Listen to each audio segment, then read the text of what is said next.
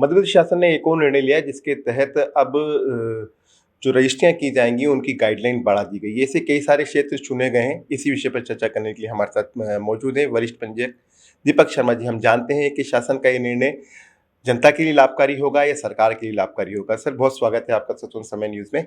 Sir सरकार ने एक और नया निर्णय लिया है जिसके अंतर्गत गाइडलाइन बढ़ाई जा रही है और इसका फ़ायदा लोगों को होगा या सरकार को? देखिए जो गाइडलाइन दरें बढ़ाने का निर्णय लिया है, वो ऐसी लोकेशन चयनित की गई हैं जिसमें सरकार के राजस्व का भी फ़ायदा होगा और साथ में जो आम नागरिक हैं, उनका भी फ़ायदा होगा। जब गाइडलाइन दरें बढ़ाई जाती हैं और विशेषकर जब मध्यावधि हमने समीक्षा की है, तो इस बात का विशेष ध्यान रखा है कि केवल उन्हीं लोकेशंस को चयनित किया जाए, जिन पे गाइडलाइन से अधिक मूल्य पे रजिस्ट्रियाँ हो रही हैं। सर ये जानना चाहता हूँ कि पिछले कई सालों में हमने देखा है यहाँ तक कि ऐसा पहली मर्तबा हुआ कि बीच में ही एकदम से गाइडलाइन बढ़ाई गई। ऐसा कभी देखने में नहीं आया। ऐसा क्या ज़रूरत पड़ गई आपके विभाग को कि बीच में ही गाइडलाइन बढ़ाना पड़ गई? देखिए एक समय ऐसा था जब दरें जो परिवर्तित होती थी, मार्केट जो फ्लो करता था, उसमें स्थिरता होती थी। अभी डे बाय डे परिवर्तन का दौर तेज़ी से है और जिस तरह समाज में गतिशीलता बढ़ी है, उसी प्रकार प्रशासनिक चीज़ों में भी गतिशीलता लानी पड़ेगी। आप देखेंगे कि अप्रैल में नई गाइडलाइन दरें लागू हुई 2024-25 की, बावजूद उसके 300, 400, 500% अधिक मूल्य पे दस्तावेज़ों का पंजीयन हो रहा। तो ये अपने आप में परिचायक है कि मार्केट वैल्यू को के अनुसार गाइडलाइन दरों को युक्तिसंगत किया जाए। सर इस काम को करने के लिए सरकार कब से प्रयास कर रही थी? क्या इसका ऑब्जर्वेशन किया जा रहा था? हालाँकि भोपाल के सांसद ने इस पर आपत्ति ली और इंदौर के जो सांसद हैं शंकर लालवानी उन्होंने भी कहा है कि विचार किया जाना चाहिए। नहीं, निश्चित रूप से बहुत हमने इंदौर में बहुत सतर्कता से गाइडलाइन दरों में वृद्धि की है। कोई भी ऐसी लोकेशन जिस पे आम नागरिकों को कोई परेशानी हो या किसी तरह से उनको उन पे टैक्स का बोझ बढ़े, ऐसी किसी भी लोकेशन पे दरें नहीं बढ़ाई गई हैं। केवल उन्हीं लोकेशंस को चयनित किया गया है, जहाँ गाइडलाइन में और बाज़ार की दरों में काफ़ी अंतर है और वहाँ बढ़ाए जाने की आवश्यकता है। सर भोपाल के सांसद ने इस पर आपत्ति ली है। उन्होंने कहा कि अभी गाइडलाइन लागू नहीं की जाए। इंदौर के सांसद भी चाहते हैं कि इसमें कुछ न कुछ सुधार हो। नहीं, ऐसा कोई मुद्दा आता है तो हम एक्सप्लेन करेंगे।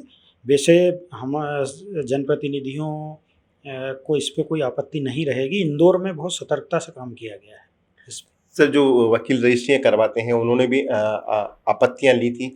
उनका ऐसा कहना है कि छुट्टी के दौरान ही सारी प्रक्रिया पूरी कर ली गई और लास्ट मोमेंट पर इसको घोषित कर दिया। नहीं, नहीं, ऐसा नहीं है। गाइडलाइन की जो प्रक्रिया है लगभग 1 महीने से चल रही है और हमारे यहाँ आप इसी बात से अंदाज़ा आपको होगा कि 26 से अधिक सुझाव प्राप्त हुए।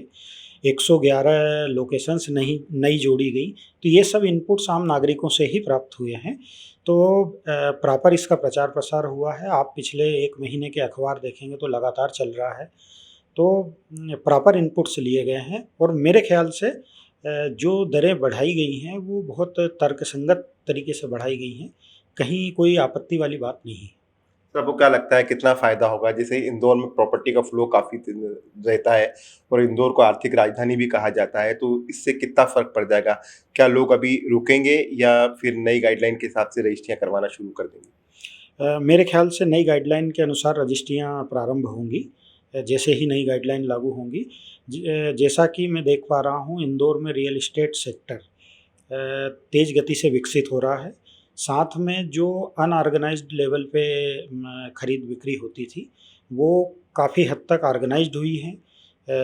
लीगल रेरा के आने के बाद ज़्यादा ट्रांसपेरेंसी हुई है रियल एस्टेट में। इसीलिए इंदौर में कॉर्पोरेट्स जो रियल एस्टेट की कॉर्पोरेट फर्म्स हैं, जी हाँ। वो भी इन्वेस्ट कर रही हैं और शहर का बहुत अच्छे से विकास हो रहा है। मैं इसको लेके बहुत आशान्वित हूँ कि लोगों को न केवल अच्छे प्लॉट्स, मकान मिलेंगे, साथ में शासन का रेवेन्यू भी बढ़ेगा और इस क्षेत्र में पारदर्शिता भी बढ़ेगी। सर ये नई गाइडलाइन कब तक लागू होने की संभावना है? बताया जा रहा है कि अब ये पूरा मामला थोड़ा राजनीतिक हो गया है, तो आपको क्या लगता है कितनी जल्दी ये गाइडलाइन लागू हो जाएगी? देखिए, हमारी तैयारी पूरी है। केंद्रीय मूल्यांकन बोर्ड की मीटिंग कल हो गई है और इंदौर जिले की गाइडलाइन को अनुमोदित कर दिया गया है। जैसे ही शासन के निर्देश प्राप्त होंगे, नई गाइडलाइन दरें लागू कर दी जाएंगी। इंदौर में दिक्कत नहीं आएगी, कहीं भी किसी भी जन सामान्य को किसी तरह की दिक्कत नहीं आने देंगे। सर, नवंबर महीना चल रहा है, गाइडलाइन बढ़ा दी गई है। अमूमन देखा गया है कि मार्च अप्रैल में गाइडलाइन बढ़ाई जाती है, तो ये पहले गाइडलाइन बढ़ा देने के बाद क्या वापस मार्च अप्रैल में भी गाइडलाइन बढ़ाई जाएंगी? देखिए, ये जो सारी एक्सरसाइज हुई है, ये सब डेटा के आधार पे हुई है। मार्च में जब हम गाइडलाइन को पे फिर से तैयारी करेंगे, तो जो आने वाले 4-5 महीने का डेटा है, किस दर पे कहाँ रजिस्ट्रियाँ हो रही हैं, कौन सा रोड नया विकसित हुआ है, इन सब चीज़ों को मद्देनज़र रखते हुए फिर निर्णय लिया जाएगा कि क्या करना है। बहुत धन्यवाद। हमसे बात कर रहे थे दीपक शर्मा जी, जो वरिष्ठ पंजीयक हैं। उन्होंने बताया कि गाइडलाइन जल्दी लागू हो जाएगी और इससे शहर ही नहीं पूरे प्रदेश का विकास होगा। ये बात भी सही है कि कुछ जनप्रतिनिधियों ने इस पर आपत्ति ली है। और रही बात नए साल की 2026 की, तो उसमें भी तय किया जाएगा कि इसमें गाइडलाइन बढ़ाई जाना है या नहीं। कैमरा पर्सन कमल किशोर के साथ अरशद खान, स्वतंत्र समय न्यूज़, इंदौर।